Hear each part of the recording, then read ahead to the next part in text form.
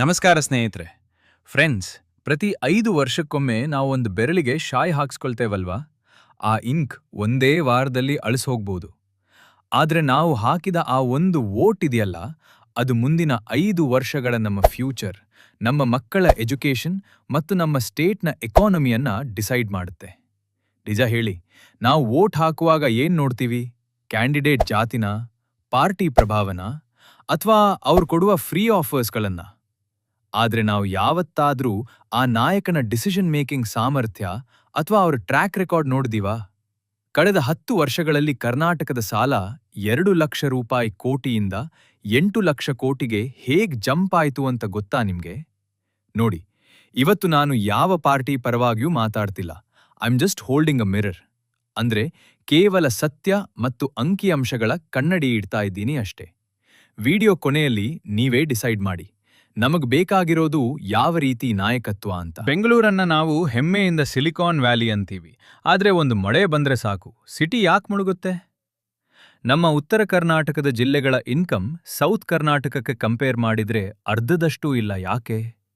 Every election ಬಂದಾಗ್ಲೂ ಅಭಿವೃದ್ಧಿ ಅನ್ನೋ word full famous ಆಗುತ್ತೆ. ಆದ್ರೆ ರಿಯಾಲಿಟಿ ಏನು? ಸಾಲದ ಹೊರೆ ಜಾಸ್ತಿಯಾದಾಗ ಡೆವಲಪ್ಮೆಂಟ್ ಕೆಲ್ಸಕ್ಕೆ ಹಣ ಎಲ್ಲಿಂದ ಬರುತ್ತೆ? ಭಾಷಣಗಳಿಗೆ ಮರುಳಾಗೋದು ಬಿಟ್ಟು ಅವ್ರ ಪಾಲಿಸಿಗಳ ರಿಸಲ್ಟ್ ನೋಡೋ ಟೈಮ್ ಬಂದಿದೆ. ಬನ್ನಿ ಸ್ವಲ್ಪ ಡೀಪ್ ಆಗಿ ಹೋಗೋಣ. ಸಿದ್ದರಾಮಯ್ಯ ಮತ್ತು Congress, social justice versus finance. First ಸಿದ್ದರಾಮಯ್ಯನವ್ರ ಬಗ್ಗೆ ಮಾತಾಡೋಣ. ನೋ ಡೌಟ್, ಇವರು ಸೋಷಿಯಲ್ ಜಸ್ಟಿಸ್ ಮತ್ತು ಅಹಿಂದ ವರ್ಗಕ್ಕೆ ದೊಡ್ಡ ಸಪೋರ್ಟ್. ಅನ್ನಭಾಗ್ಯದಂತಹ ಸ್ಕೀಮ್ಗಳಿಂದ ಹಸಿವು ನೀಗಿರೋದು ನಿಜ. ಬಟ್ ಎಕ್ಸ್ಪರ್ಟ್ಸ್ ಏನ್ ಹೇಳ್ತಾರೆ ಅಂದ್ರೆ, ಈಗಿನ 5 ಗ್ಯಾರಂಟಿ ಯೋಜನೆಗಳಿಗೆ ವರ್ಷಕ್ಕೆ ಸುಮಾರು 52,000 ಕೋಟಿ ರೂಪಾಯಿ ಬೇಕು. ಇಲ್ಲೊಂದು ದೊಡ್ಡ ಪ್ರಶ್ನೆ ಇದೆ. ಬಡವರ ಕೈಗೆ ಹಣ ಸೇರೋದು ಗುಡ್, ಆದ್ರೆ ಹೊಸ ರೋಡ್ಗಳು, ಮೆಟ್ರೋ ಅಥವಾ ಇಂಡಸ್ಟ್ರಿ ಕಟ್ಟೋಕೆ ಇದರಿಂದ ಹಣದ ಕೊರತೆ ಆಗಲ್ವಾ? ಸಾಲದ ಪ್ರಮಾಣ ಇಷ್ಟು ಜಾಸ್ತಿ ಆಗ್ತಿರೋದು ನಮ್ಮ ಫ್ಯೂಚರ್ ಡೇಂಜರ್ ಅಲ್ವಾ?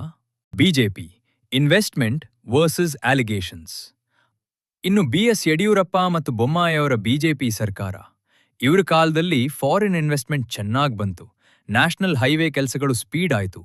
ಆದ್ರೆ ಈ 40% ಕಮಿಷನ್ ಅನ್ನೋ ಆರೋಪ ಇದೆಯಲ್ಲ, ಅದು ಇಡೀ ಸ್ಟೇಟ್ಗೆ ಒಂದು ಕಪ್ಪು ಚುಕ್ಕೆ ಆಯ್ತು. ಗುತ್ತಿಗೆದಾರರ ಸಂಘವೇ ಲೆಟರ್ ಬರೆಯೋ ಹಂತಕ್ಕೆ ಹೋಯ್ತು. ಇನ್ವೆಸ್ಟ್ಮೆಂಟ್ ಬಂದ್ರೂ ಅದು ಸಾಮಾನ್ಯ ಜನರ ಲೈಫ್ ಸ್ಟೈಲ್ ಬದಲಾಯಿಸ್ತಾ? ಸೈದ್ಧಾಂತಿಕ ಸಂಘರ್ಷಗಳ ನಡುವೆ ಅಸಲಿ ಅಭಿವೃದ್ಧಿ ಮರ್ತೋಯ್ತಾ? HD ಕುಮಾರಸ್ವಾಮಿ ಮತ್ತು JDS, ರೈತಪರ ವಿರುದ್ಧ ಅಸ್ಥಿರತೆ. ಇನ್ನು JDS ಮತ್ತು ಕುಮಾರಣ್ಣ, ರೈತರ ಸಾಲ ಮನ್ನಾ ಮಾಡೋದ್ರಲ್ಲಿ ಇವರು ತೋರ್ಸೋ ಧೈರ್ಯ ಬೇರೆ ಯಾರೂ ತೋರ್ಸಲ್ಲ. ಆದ್ರೆ JDS ಯಾವಾಗ್ಲೂ ಕಿಂಗ್ ಮೇಕರ್ ಆಗೋಕೆ ಟ್ರೈ ಮಾಡುತ್ತೆ ಹೊರತು ಸ್ಟೇಬಲ್ ಗವರ್ಮೆಂಟ್ ಕೊಡೋಕೆ ಕಷ್ಟಪಡ್ತಿದೆ. ಜೊತೆಗೆ ಆ ಫ್ಯಾಮಿಲಿ ಪೊಲಿಟಿಕ್ಸ್ ಟ್ಯಾಗ್ ಲೈನ್ ಇವ್ರನ್ನ ಬಿಟ್ಟು ಹೋಗ್ತಿಲ್ಲ. ಇದರಿಂದ ಹೊಸ ಲೀಡರ್ಸ್ಗೆ ಚಾನ್ಸ್ ಸಿಗ್ತಿಲ್ವಾ?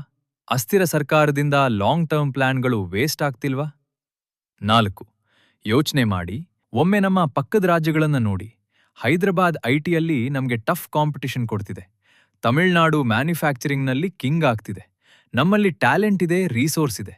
ಆದ್ರೆ ನಮ್ಮ ನಾಯಕರು ಪರ್ಸನಲ್ ಅಟ್ಯಾಕ್ ಮಾಡೋದ್ರಲ್ಲೇ ಬ್ಯುಸಿ ಇದ್ದಾರೆ. ಫ್ರೆಂಡ್ಸ್, ನಾವು ವೋಟ್ ಹಾಕುವಾಗ ಇವನು ನನ್ನ ಜಾತಿಯವನು ಅಂತ ನೋಡೋದ್ ಬಿಟ್ಟು ಇವನು ನನ್ನ ಮಕ್ಕಳಿಗೆ ಕೆಲ್ಸ ಕೊಡ್ತಾನಾ ಅಂತ ಯಾಕೆ ಯೋಚಿಸಬಾರ್ದು? ನೋಡಿ, ಸತ್ಯ ಹೇಳ್ಬೇಕು ಅಂದ್ರೆ ಇವತ್ತು ಯಾರು ಪರ್ಫೆಕ್ಟ್ ಅಲ್ಲ. ಬಟ್ ಪ್ರಾಬ್ಲಮ್ ಇರೋದು ಸಿಸ್ಟಮ್ ಅಲ್ಲಿ.